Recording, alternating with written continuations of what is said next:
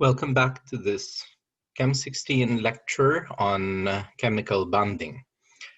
This is the second video of this lecture. In the previous video, we discussed how to represent ionic and covalent compounds with Lewis structures. Now we will discuss how we can use these Lewis structures in order to have an understanding of the chemical and physical properties of compounds. A quick review of the periodic table. So one of the properties which we learned about in the periodic table of elements is the electronegativity of an element. Electronegativity is the tendency of an element to draw electrons to itself. And we know as we move across the period from left to right that the elements exhibit greater or increasing electronegativity. The reason for this is because of the increasing number of effective nuclear charge, right? So because increasing number of protons which are present in the nucleus, and therefore as you go across the period from left to right, the electrons start to experience a greater attraction, a greater pull from the nucleus, and hence increasing electronegativity. Whereas as you go down the row, you have decreasing electronegativity, and this has to do with arguments on ionization energy and electron affinity. But point is, what we know is that the metals on the left of the period, which are found on the left of the periodic table, exhibit low electronegativity. So for instance, sodium metal has an electronegativity of 0.9, whereas the nonmetals, which we find on this side of the periodic table, exhibit high electronegativity. So for instance, chlorine has an electronegativity of 3. However, hydrogen is a nonmetal as well, but it has only a modest electronegativity of 2.1. Point is, when you look at the periodic table, it also tells you, gives you a sense of the relative electronegativities of the elements. And this is important, especially when we start looking at how elements combine with each other. For instance, let's consider these: H2, F2, and HF. So if we combine two hydrogens together to form H2, well, as we said, the electronegativity of hydrogen is 2.1, and connected to another hydrogen, the electron density distribution around the molecule will be completely symmetrical. And because it is symmetrical, the molecule is therefore nonpolar, meaning that there is no difference in electron density across the two elements. The same can be said in F2, though fluorine has higher electronegativity than hydrogen, so the electronegativity of fluorine is 4. If it is connected to a neighboring fluorine, though each of these fluorines has these three pairs of unpaired electrons, well, the electron density distribution is still symmetrical across these two fluorine atoms, and hence the resulting molecule is still nonpolar.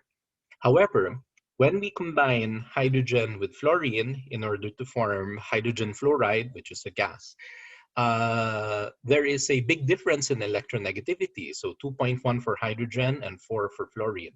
Hence, the electron density distribution in HF is unequal. In fact, there will be a tendency for the electrons to be drawn towards the fluorine. And hence, the electron density distribution is unsymmetrical, and therefore we say that the molecule is polar. And we represent the polarity of the bond using this arrow. And this arrow shows that there is a dipole moment going towards the fluorine atom, which is so much more strongly electronegative relative to hydrogen. And therefore, we say that the HF bond is a polar covalent bond. All right, we've already looked at HF, but what about water? Well, hydrogen, as we know, has an electronegativity of 2.1, whereas oxygen has an electronegativity of 3.5. So therefore, each of these HO bonds are polar covalent bonds. And so the net combined effect is that you have a dipole moment which is pointed towards the oxygen.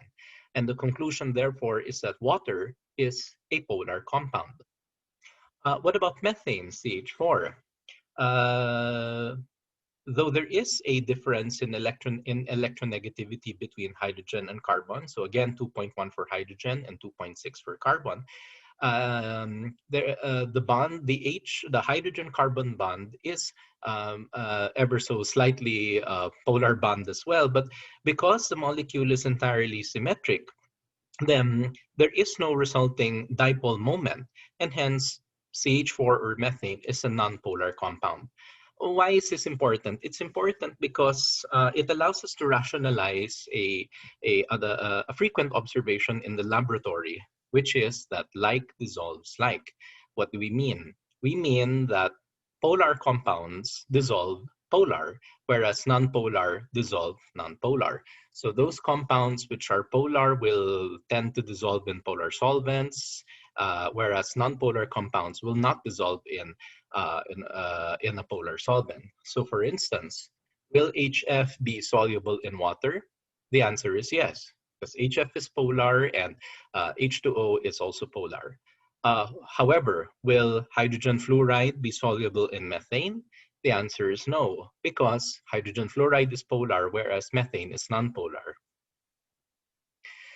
So looking now at polyatomic molecules and ions, in order for us to be able to arrive at the decision whether the proposed Lewis structure that we drew for the compound is the most stable, we can resort to number one. We said the octet rule, but also we can also look at the formal charge. So, what are some rules which we need to follow? First, given many atoms, so first choose the element with the lowest electronegativity to serve as the central atom. And then, as we learned previously, we connect the atoms in accordance with the octet rule. And then we verify the proposed structure by calculating the formal charge. So the formal charge on an atom can be calculated from this formula. You look at the number of valence electrons in the free atoms, subtract the lone pair electrons in the proposed structure, and we subtract 1/2 of the bond pair electrons. If what we have is a neutron molecule, the sum of the formal charges of all the atoms in the molecule should be 0. Whereas if what we have is a polyatomic ion, the sum of the formal charges should be equal to the charge of the ion. And that we should follow this order of preferences, that as much as possible, a structure is stable when there are no formal charges on an atom. However, this is sometimes unavoidable. And if it's unavoidable, the formal charges should be as small as possible. And that negative charges should fall on an atom with high electronegativity, whereas a positive charge should fall on an atom with less electronegativity. Let's illustrate these concepts by looking at nitrosyl chloride and the ammonium ion. So nitrosyl chloride, how do we draw out its Lewis structure? So here we have the Lewis electron dot structures for oxygen, nitrogen, and chlorine, which are the elements which make up nitrosyl chloride. Nitrogen, among the three, is the least electronegative, so it becomes the central atom. Now, is the octet rule satisfied? We see that around this oxygen, we have 1, 2, 3, 4, 5, 6, 7, 8. That's good. For nitrogen, we have 1, 2, 3, 4, 5, 6, 7, 8. Okay, satisfied. And for chlorine, 1, 2, 3, 4, 5, 6, 7, 8. Octet rule is satisfied for all the elements in this proposed structure. So let's calculate the formal charges. Let's start with oxygen. So referring to the formula, how many valence electrons are there in free oxygen? There are 6. And then in the proposed structure, how many lone pair electrons are there? There are 4. And then finally, how many bond pair electrons are there? There are 1, 2, 3, 4 divided by 2, 2. So 6 minus 4 minus 2 equals 0. Similarly, we can calculate for the formal charge in nitrogen, which comes out to 0, and the formal charge in chlorine in the structure, which is equal to 0, and the sum of all the formal charges of the 3 atoms is equal to 0. We know that the molecule is a neutral compound, therefore the charge of the molecule agrees with the sum of the formal charges of the atoms Therefore, we can conclude that this is the correct Lewis structure for nitrosyl chloride. Let's look now at the ammonium ion. Nitrogen is the central atom. Here are the Lewis electron dot symbols for nitrogen and hydrogen. In this proposed structure, the octet rule is satisfied because we have for hydrogen 1, 2, because anyway it's just s orbital, whereas for nitrogen we need 8, so we have 1, 2, 3, 4, 5, 6, 7, 8. Okay, now when we solve for the formal charge on nitrogen, the number of valence electrons on free nitrogen is 5, as we can see over here, minus the number of lone pairs, which is 0, because it's all bonds, no lone pairs, so 0, and minus the bond pairs divided by 2, so there are 1, 2, 3, 4, 5, 6, 7, 8 divided by 2 equals 4. So 5 minus 0 minus 4 equals plus 1. We apply the same sort of calculation to determine the formal charge of hydrogen, and that is equal to 0. Hence, the sum of all the formal charges of the atoms involved in the proposed structure is equal to positive 1. The ammonium ion, we know, is a polyatomic cation, and the charge of the polyatomic cation is plus 1, and hence the charge of the molecule agrees with the formal charge. We can conclude that this is the correct Lewis structure representation for the ammonium ion. However, we do encounter sometimes a situation when 2 or more Lewis structures are plausible, and this is referred to as resonance. When there are resonance structures, each resonance structure is a contributing structure, and that they differ only in the distribution of electrons and not in the arrangement of atoms. For instance, if we look at the nitrate ion over here, so we have nitrogen in the center and 3 oxygens surrounding, single bond, double bond, but with a positive formal charge in nitrogen and a negative formal charge on this oxygen, but formal charge of 0 on this oxygen. That double bond can very well be over here, right? And this formal charge, and as a result, this formal charge, negative formal charge of oxygen can be on this oxygen. And this other structure is also equally plausible. So which one among the 3 is the real Lewis structure for the nitrate ion? The answer is the true structure is a hybrid of the plausible structures. And that hybrid is known as the resonance hybrid. And so represented over here is the resonance hybrid of the nitrate and ion. We see that there is still a positive formal charge on nitrogen, but the bond pair is shared equally among the 3 oxygens, and hence each oxygen has a charge of negative 2/3. There are some exceptions to the octet rule, and these are usually the odd electron species, situations where we have an incomplete octet, and situations where we have an expanded octet. So for instance, when nitrogen and oxygen combine, there are 5 valence electrons on nitrogen, but 6 on oxygen. Therefore, there are 11 valence electrons in total. Therefore, it's expected that there will be one electron left unpaired. If we write out the structure this way and solve for the formal charges on nitrogen and oxygen, we find that the formal charge is equal to 0.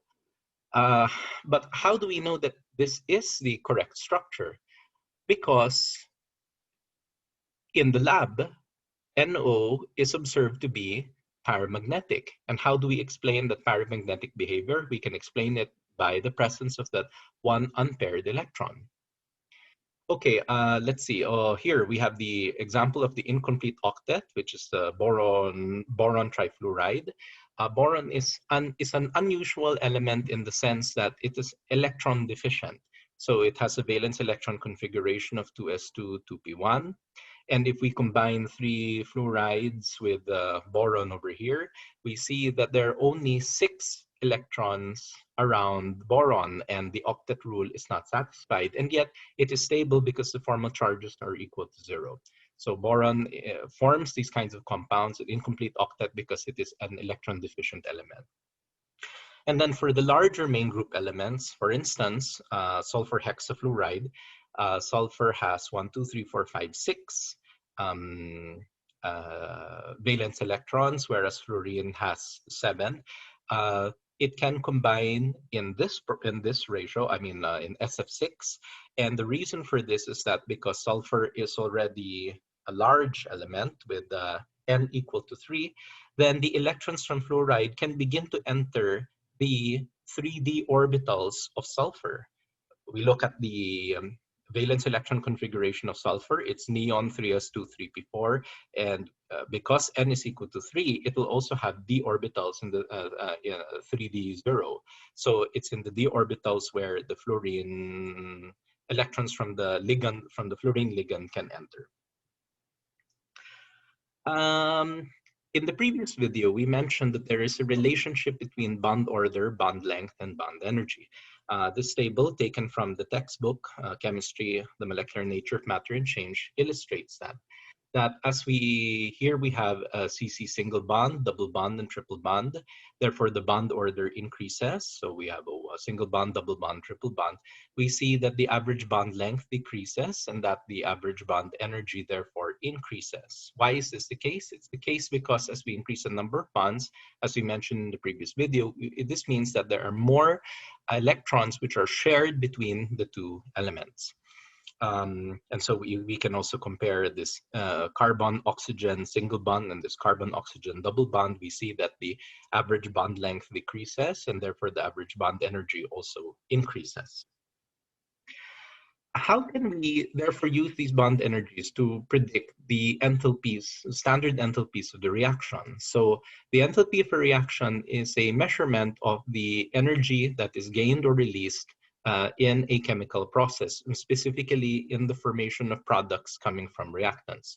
So if we were to represent a chemical reaction using this chemical profile of reactants, the reactants will first need to be broken up into their individual atoms before they form the product.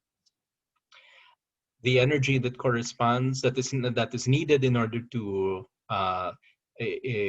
break the reactants into the constituent individual atoms is represented by this delta H naught, reactant bonds broken, and the energy change that corresponds to the process of the individual atoms forming into the products is represented by this delta H naught, product bonds formed. And the difference between reactants and products is your enthalpy of the reaction. Therefore, the enthalpy of the reaction, or delta H naught reaction, can be calculated from this formula. Delta H naught reactant bonds broken plus delta H naught product bonds formed. Whenever we use this formula, it's important to keep in mind that bond breakage is always an endothermic process, whereas bond formation is an exothermic process. Let's see how this plays out in an equation. For instance, let's say we want to use the bond energies in this table to be able to calculate the enthalpy of reaction accompanying the combustion of methane gas. At this point, you should know how to write out the Lewis structures. I leave that to you. But then at the end, when you balance the equation, we see that we have one molecule of methane reacting with two molecules of oxygen to form one molecule of CO2 and two molecules of water. Referring to the Lewis structures and these bond energies, we therefore know that the amount of energy corresponding to the reactant bonds broken would be 4 times the energy of the CH bond, right? Because there are 4 CH bonds in methane, plus 2 times 498 because this is the double bond and there are 2 of these oxygens there, plus 2 times negative 799. Why negative? Because we're now talking about bond formation, which is therefore an exothermic process. And there are 2 CO double bonds in CO2, plus 4 times negative 467, because there are each water molecule has 2 OH bonds, but there are 2 water molecules formed in the reaction, therefore 4. And hence, we total all of this together and we get a delta H naught reaction of negative 818 kilojoules. And our conclusion is that therefore, the reaction is exothermic. And this is something, in fact, which we do experience. If we have a gas, which we then combust in the presence of oxygen, a flame is released. And that flame is an indicator precisely of, well, an exothermic reaction that heat is being released. And that concludes the second video for chemical bonding. These are the expectations from the course. Please take a moment again to read them.